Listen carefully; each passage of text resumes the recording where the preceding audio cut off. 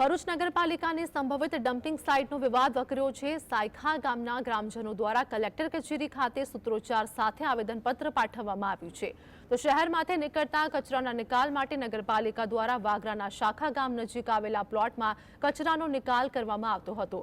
જો કે થોડા દિવસ અગાઉ ગ્રામજનોએ વિરોધ નોંધાવી આ ડમ્પિંગ સાઇટ બંધ કરાવી દીધી હતી, ત્યારે ફરી એકવાર આ પ્લોટમાં ડમ્પિંગ સાઇટ બનાવવાની કાર્યવાહી ચાલી રહી છે।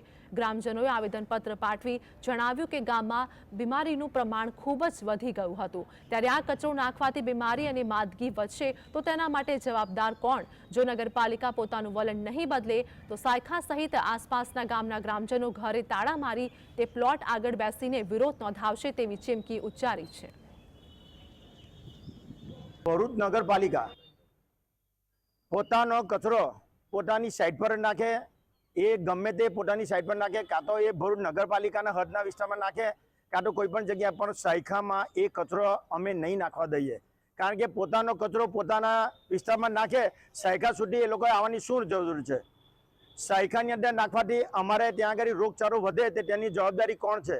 એટલે સાયખા અને તેની આસપાસના ગામો જેવા કે વૈયાલ, સુત્રેલ, સારણ એ પોતાના સ્વાસ્થ્યના ભોગે કોઈ પણ હિસાબે સાયખાના પ્લોટમાં કચરો નહીં નાખવા દે।